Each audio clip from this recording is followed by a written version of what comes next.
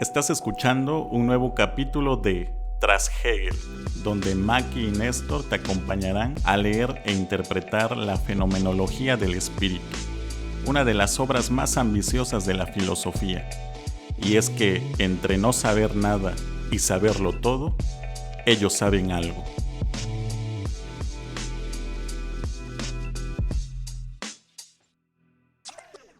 Hola, bienvenidos a un nuevo capítulo de Tras Hegel, el primer podcast de filosofía en español donde leemos e interpretamos la fenomenología del espíritu de principio a fin.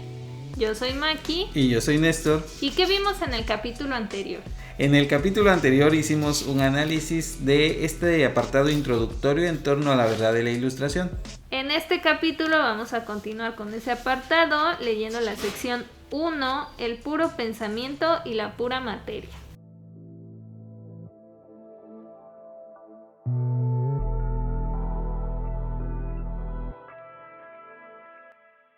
La esencia pura misma no tiene en ella diferencia alguna, por lo que la diferencia la aborda de tal modo que para la conciencia se revelan dos puras esencias de este tipo o una conciencia doble de dicha esencia. Supongo que vamos a hablar del materialismo, ¿no? Del materialismo propio de los ilustrados del siglo XVIII. Pues esa es la idea, al menos con respecto a esto de la negación de la autoconciencia, porque en lugar de ser pensamiento es lo material. Y por eso dice, es el ser exterior, que referido a la autoconciencia. Ajá, se queda solamente con el aspecto material de la interpretación del mundo.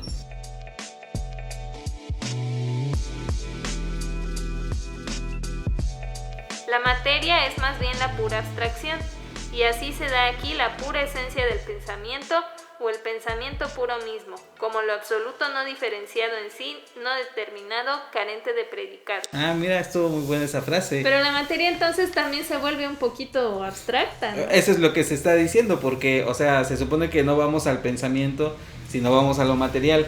Pero cuando decimos lo material, en realidad la materia misma es una abstracción, porque no conocemos la materia, conocemos lo que dice Hegel, lo que se palpa, lo que se ve, lo que se oye, lo que se percibe. Ajá, pero no estamos percibiendo materia, estamos percibiendo la cobijita, la mesa, el olor de X cosa. Exacto, entonces cuando nosotros partimos de una visión filosófica materialista, estaríamos presuponiendo un aspecto metafísico que es la materia. Al menos así pudiéramos Curioso pensar. cómo pudiéramos decir que la materia, que normalmente relacionamos con cosas físicas, es algo metafísico, ¿no? Ajá, es un concepto propiamente inacible para los sentidos, ¿no? Hegel siempre disrumpiendo todas las cosas.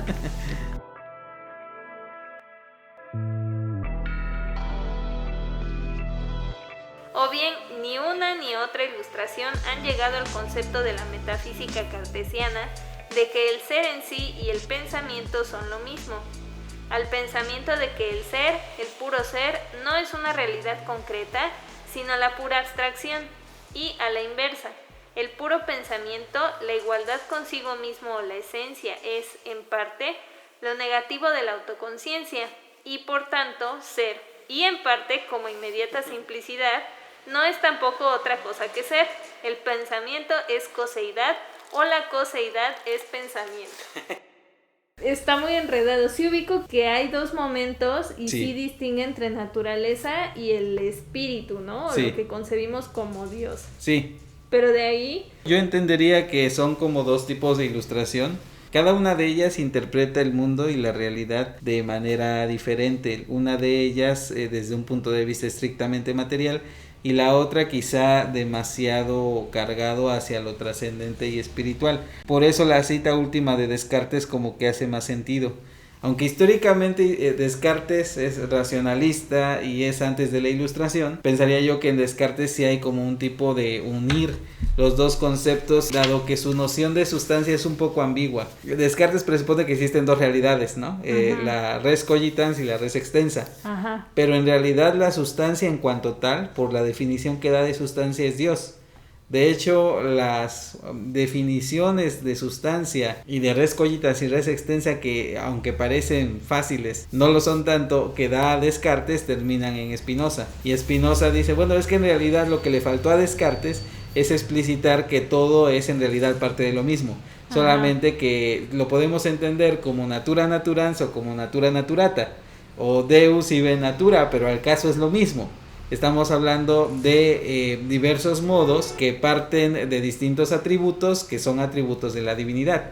Entonces tú puedes entender la materia, puedes entender el mundo del pensamiento, pero en realidad hay una correlación entre ambos, que serían expresiones distintas de la misma divinidad. Y me parece que Hegel lo que quiere dar a entender en ese sentido es que la ilustración en ese momento histórico solamente se centró a ver el aspecto material, pero olvidando que también la materialidad tiene un aspecto espiritual. Ajá, porque implica algo que no podemos percibir del todo con los sentidos, ¿no? Como habíamos visto. Digamos que hay como un tipo de correlación entre las distintas cosas. Bueno, o sea, hablamos de las res extensa y de la res cogitans, pero res cogitans y res extensa tienen como un tipo de reciprocidad entre ellas, dado que son manifestaciones o atributos de la misma realidad, pero no deberíamos como de escindir y separar solamente lo material del otro aspecto, del aspecto intelectual o espiritual, ni tampoco lo espiritual de lo material, porque están en profunda correlación. Y entonces cuando dice el pensamiento es coseidad o la coseidad es pensamiento, que es muy interesante, ¿no? Porque, o sea, ya desde el mismo ser humano es un problema tratar de unir lo que nosotros llamaríamos con Descartes res cogitans res extensa. En el caso contemporáneo puede ser la mente con el cerebro, porque una cosa es lo físico, pero otra cosa también es lo que es distinto de lo físico. Como ese caso de un señor que como que tiene 1 gramo de cerebro y todo lo demás es agua, ¿no? Sí, y ahí empiezan como también los límites de lo material y de algo que supera lo material, o que tiene una base material pero no se queda en ello. Porque, por decirlo, surgía un tema ahí que me parece muy interesante. Si se analiza el cerebro en cuanto tal y las funciones del cerebro, a lo mejor puedes tú determinar que cada acto del ser humano ya se encuentra predeterminado, y eso supondría que no existe la libertad. Pero si analizas de esa misma manera cada una de las funciones cerebrales, tampoco existiría el amor, tampoco existiría ninguna clase de manifestación humana que en realidad es definitoria del humano, porque trasciende en el ámbito de lo estrictamente material. Si nos quedamos solamente con lo material y lo reducimos a eso, el ser humano como que queda demasiado acotado. Significa que el hombre puede trascender un poquito esos aspectos y podemos hablar con profunda claridad de la libertad, del amor y de otros elementos que son propiamente humanos. Oh, Hegel volvió a ser muy romántico. Bueno, al menos así pensaríamos que podríamos interpretar esta correlación, ¿no?